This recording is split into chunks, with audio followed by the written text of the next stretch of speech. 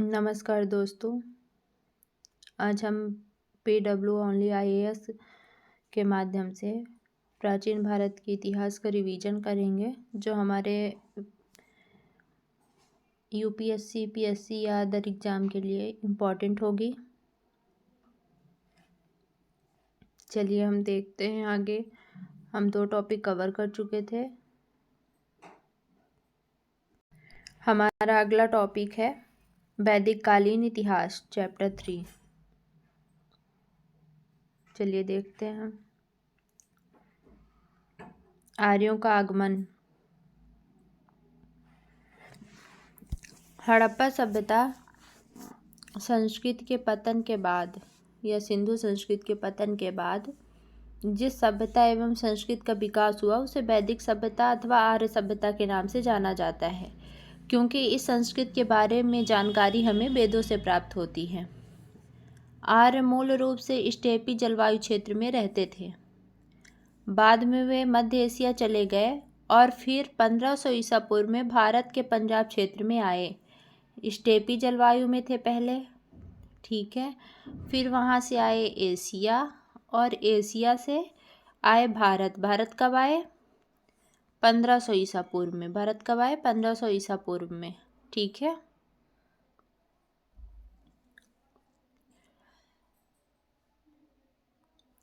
आर्यों की पहचान नार्डिक प्रजाति से की जाती है। कौन सी प्रजाति है? नार्डिक प्रजाति। आर्यों की पहचान किससे की जाती है? नार्डिक प्रजाति से। जर्मन विद्वान मैक्स मूलर ने आर्यों का मूल स्थान मध्य एशिया माना है। क्वेश्चन पूछेगा, मैक्स मूलर ने आर्यों का मूल स्थान कहाँ माना है? तो हम आंसर लगाएंगे मध्य एशिया। कहाँ पर? मध्य एशिया। सिंधु सभ्यता नगरीय थी और वैदिक सभ्यता ग्रामीण थी, ठीक है। तुलना अगर करेंगे कि सिंधु सभ्यता और वैदिक सभ्यता में, तो सिंधु सभ्यता नगरीय थी और वैदिक सभ्यता हमारी ग्रामीण थी। आर्यों के आगमन के साथ वैदिक काल 1500 ईसा पूर्व से 600 ईसा पूर्व तक का इतिहास होता है, ठीक है। फिर वैदिक काल को 2 भागों में बांटा गया। कौन कौन सा? ऋग्वैदिक काल और उत्तर वैदिक काल। ऋग्वैदिक काल चला 1500 से 1000 ईसा पूर्व तक और उत्तर वैदिक काल 1000 ईसा पूर्व से 600 ईसा पूर्व तक।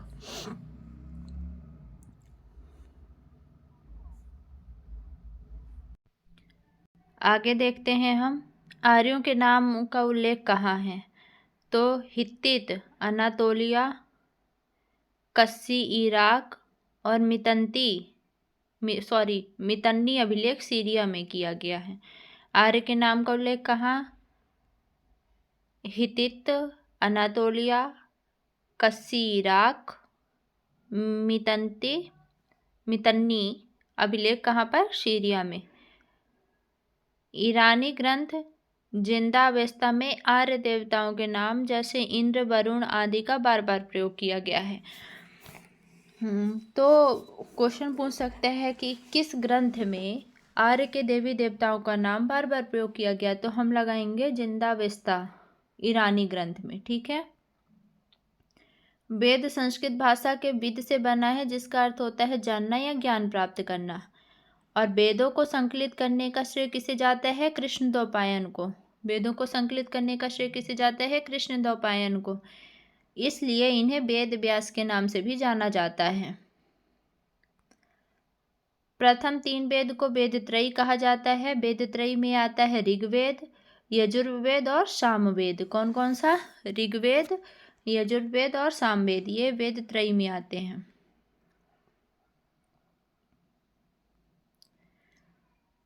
वैदिक काल। वैदिक काल में अब हम देखेंगे ऋग्वैदिक काल। कब से कब तक? 1500 से 1000 ईसा पूर्व तक। इस युग के बारे में जानकारी का मुख्य स्रोत क्या है? ऋग्वेद है। 10 मंडल है और 1028 सूक्त हैं। तो ऋग्वेद में कितने मंडल हैं? 10। सूक्त कितने हैं? 1028।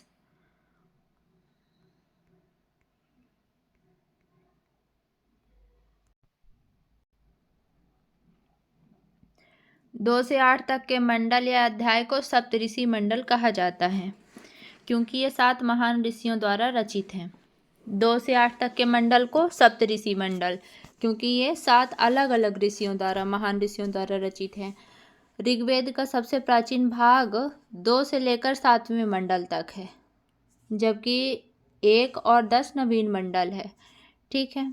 10वें मंडल में प्रसिद्ध पुरुष सूक्त है, जो 4 वर्ण व्यवस्था के साथ आदि पुरुष के बारे में बताता है। ये बताता है कि जो आदि पुरुष हैं या ब्रह्मा हैं, उनके शरीर के किस भाग से किस वर्ण का मतलब किस वर्ण की उत्पत्ति हुई है।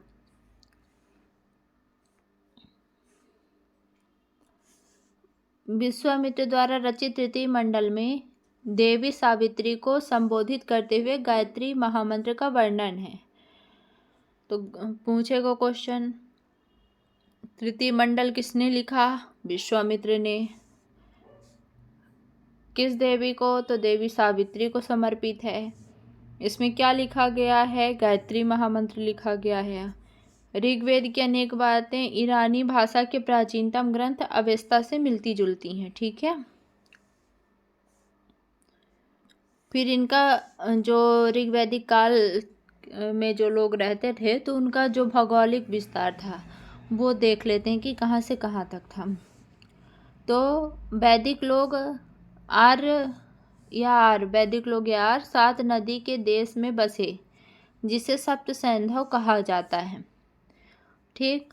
इसमें सिंधु, वितस्ता यानी झेलम, अस्किनी चिनाब, परुष्णी रावी, बिपाशा ब्यास, सतुद्री सतलज, सरस्वती घग्गर नदियाँ शामिल हैं। ठीक है। झेलम का पुराना नाम क्या है? वितस्ता। झेलम का पुराना नाम क्या था? वितस्ता। चिनाब का पुराना नाम अस्किनी। चिनाब का पुराना नाम क्या है? अस्किनी। रावी नदी का पुराना नाम परुष्णी। ठीक है। ब्यास का पुराना नाम बिपाशा और सतलज का पुराना नाम सतुद्री।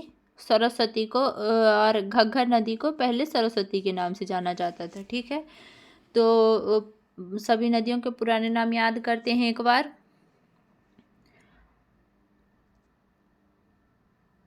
झेलम, बितस्ता। ठीक है। चिनाब, अश्किनी, रावी, परुष्णी, बिपाशा, ब्यास, सतुद्री, सतलज और सरस्वती या घग्गर नदियाँ सम्मिलित हैं। ठीक है। फिर उनका क्षेत्र अफगानिस्तान, पंजाब और हरियाणा के क्षेत्र में फैला था। सप्त सैंधव नदियाँ हमने देख लिया, सप्त सैंधव प्रदेश और अफगानिस्तान, पंजाब या हरियाणा क्षेत्र। ठीक है।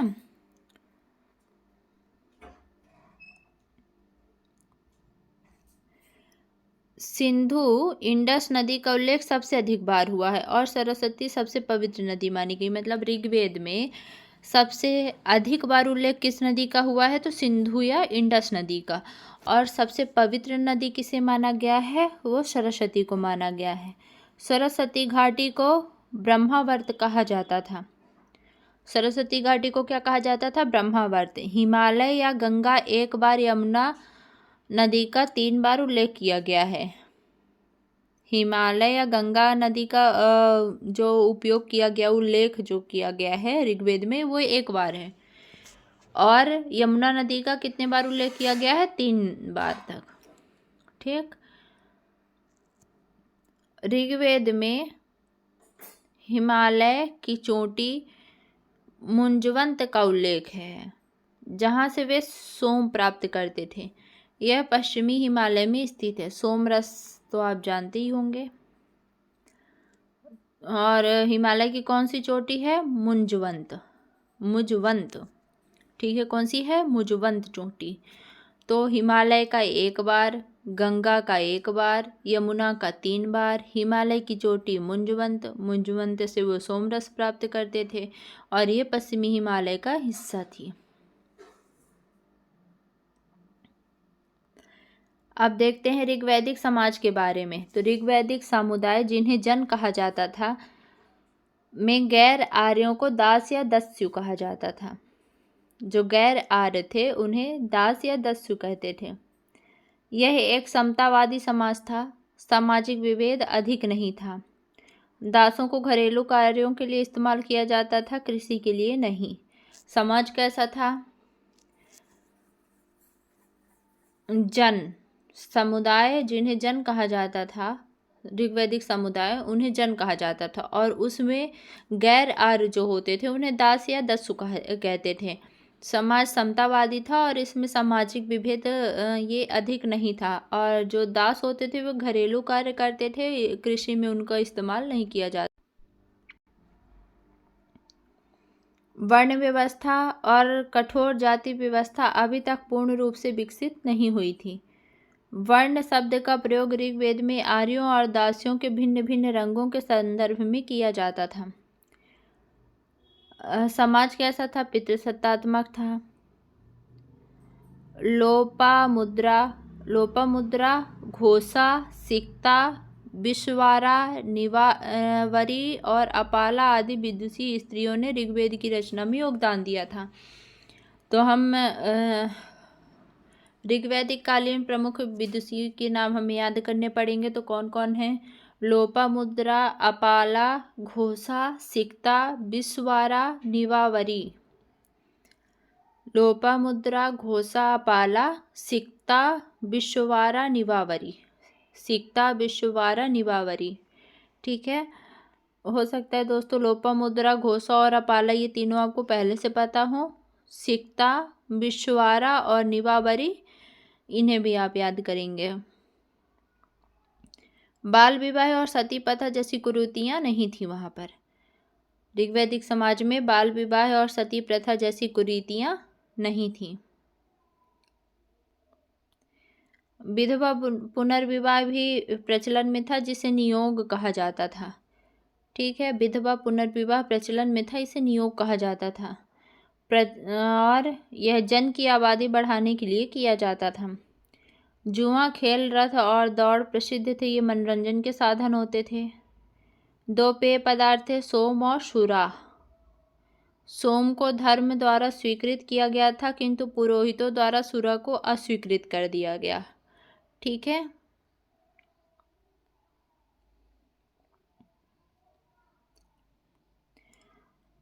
धनी व्यक्ति को गोमत के रूप में जाना जाता था और बेटी को दौहित्र, दुहिता कहा जाता था, जिसका अर्थ होता है गाय का दूध निकालने वाली। धनी व्यक्ति को क्या कहा जाता था? गोमत। और बेटी को क्या कहा जाता था? दौहित्र या दुहिता।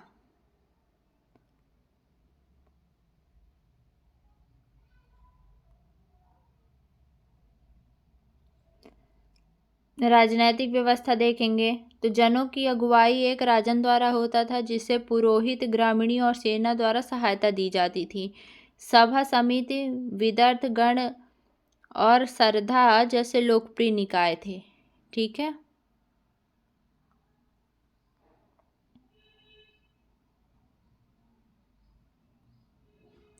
सभा एक छोटी जबकि समिति विशाल संस्था थी। विदर्थ प्राचीन संस्था थी। सभा, समिति, विदर्थ गण और सरधा ये निकाय थे, प्रमुख निकाय। जन को आगे 20 और 20 को कई कुल या कुटुंब में विभाजित किया जाता था। कुल का प्रमुख कुलप कहलाता था। इसकी इकाई के रूप में गृह था, जिसका नेतृत्व गृहपति या दंपति द्वारा किया जाता था। ठीक है, जन, फिर विश्व, है ना।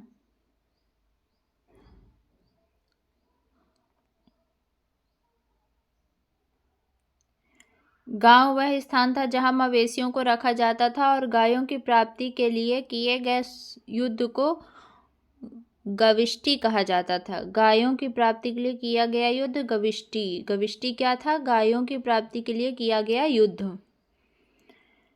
कुल के समूह से ग्राम निर्मित होते थे और ग्राम का नेतृत्व ग्रामीणी द्वारा किया जाता था। कुलों के समूह से किसका निर्माण होता था? ग्राम का। और ग्राम का जो नेतृत्व करता था वो ग्रामीणी कहलाता था। वज्रपति एक बड़ी भूमि का अधिकारी होता था, जो कुलप और ग्रामीणों का नेता होता था। वज्रपति एक बड़ी भूमि का अधिकारी जो कुलप और ग्रामीणों का नेता होता था।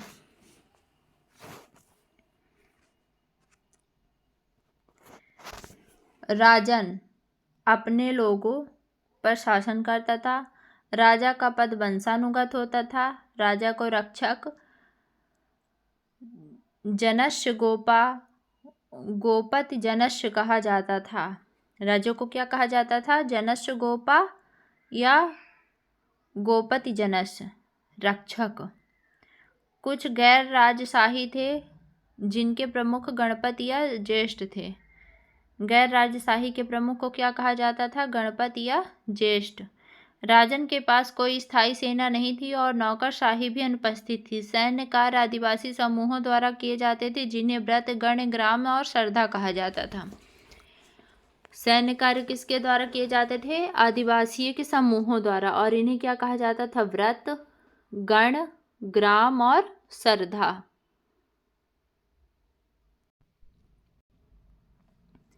आगे देखते हैं। 10 राजाओं की लड़ाई धन, गाय और पशुओं की सुरक्षा के लिए रावी नदी के तट पर लड़ी गई थी, जिसे भरत जन या जनजाति के राजा सुदास द्वारा जीती गई थी, जिसे दसराग युद्ध के नाम से जाना जाता है। दसराग युद्ध, 10 राजाओं की लड़ाई, विजेता सुदास, ठीक है, ये जीत गए थे। कौन थे ये? भरत जन, एक प्रकार की जनजाति थे। और ये क्यों लड़ा गया था दसराग युद्ध? धन, गाय और पशुओं की सुरक्षा के लिए। अब हम देखेंगे ऋग्वैदिक कालीन अर्थव्यवस्था। ऋग्वैदिक समाज पशुचारण समाज था और कृषि द्वितीयक व्यवसाय के रूप में जानी जाती थी। मवेशी संपत्ति का मुख्य साधन थी। कृषि उत्पादन केवल उपभोग के लिए किया जाता था। ऋग्वैदिक काल में लकड़ी के हल के बारे में उल्लेख मिलता है। यव किसी अनाज का सामान्य नाम था। यव क्या था? अनाज का नाम था यव। यव क्या था? अनाज का नाम।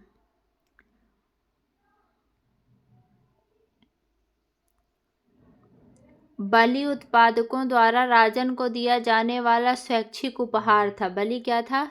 राजन को दिया जाने वाला स्वैच्छिक उपहार। इस समय तक ना तो कर लगाया जाता था, ना ही कोष का रखरखाव किया जाता था। मुद्रा या सिक्के के बारे में जानकारी नहीं प्राप्त हुई है। एक सोने का टुकड़ा निष्क का उल्लेख मिलता है, लेकिन मुद्रा की तुलना में उसकी सजावटी मूल्य अधिक प्रतीत होता है। ठीक है, तो मुद्रा सिक्का का उल्लेख नहीं है, पर निष्क जो है वो एक प्रकार के सोने का टुकड़ा था और जो मुद्रा के रूप में प्रयोग किया जाता था।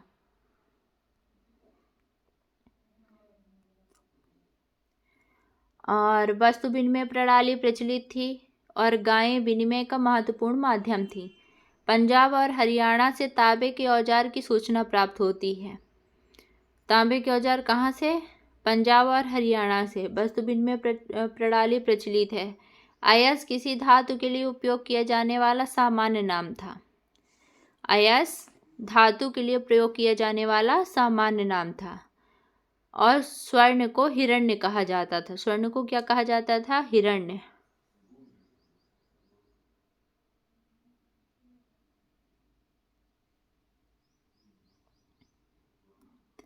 ऋग्वैदिक काल में लोहे के बारे में जानकारी नहीं थी। मिट्टी के बर्तन के प्रकार थे। गेरुए रंग के मृदभांड, चित्रित धूसर मृदभांड प्रचलित थे। ठीक है, गेरुए रंग के मृदभांड और चित्रित धूसर मृदभांड। आर्यों के द्वारा स्पोक वाले पहिए का प्रयोग किया जाता था। आर्यों के द्वारा स्पोक वाले पहिए का प्रयोग किया जाता था। अश्व उनके जीवन में महत्वपूर्ण भूमिका निभाता था। वे शहरों में नहीं रहते थे। ठीक है, शहरों में रहते नहीं थे और अश्व का प्रयोग होता था, स्पोक वाले पहिए का प्रयोग होता था। पीजीडब्ल्यू मीन्स चित्रित धूसर मृदभांड का प्रयोग किया जाता था। गेरुए रंग के मृदभांड का भी प्रयोग होता था। प्रमुख आर्थिक गतिविधियां कौन कौन सी थी? तो धार्मिक आर्थिक गतिविधियां थी शिकार, बढ़ई, चर्मकार, बुनाई, रथ निर्माण, धातु गलाने का कारखाना। ठीक है, फिर अब देखते हैं धार्मिक दृष्टिकोण। ऋग्वैदिक श्लोक में देवी देवताओं का मानव रूप में पूजन किया जाता था। फिर भी मूर्ति पूजा का प्रचलन नहीं था। मूर्ति पूजा नहीं हो रही थी, देवी देवताओं का मानव के रूप में पूजन किया जाता था। मुख्य रूप से जनसंख्या वृद्धि, मवेशियों की रक्षा, पुत्र प्राप्ति और बीमारी से रक्षा के लिए सरल और संक्षिप्त पूजा और बलि की प्रथा प्रचलित थी। पूजा ये क्यों की जाती थी? जनसंख्या वृद्धि, मवेशियों की रक्षा, पुत्र प्राप्ति, बीमारी के लिए रक्षा, और इनकी जो विधि थी वो सरल संक्षिप्त थी।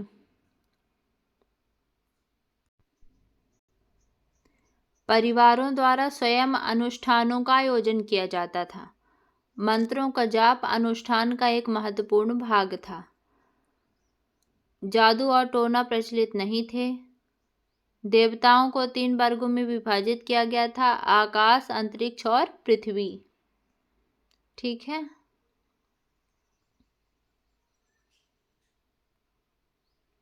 ऋग्वैदिक काल के महत्वपूर्ण देवता थे इंद्र, वरुण, अग्नि, यम और सोम। महर्षि वशिष्ठ और विश्वामित्र महत्वपूर्ण पुरोहित थे। महर्षि वशिष्ठ और विश्वामित्र कौन थे? महत्वपूर्ण पुरोहित। ठीक है। धन्यवाद दोस्तों, आज हम यहीं तक करते हैं। उत्तर वैदिक काल अगले वीडियो में करेंगे। अगर आपको ये क्लास अच्छी लगी हो तो लाइक करिए, सब्सक्राइब करिए और शेयर भी कीजिए। Thank you.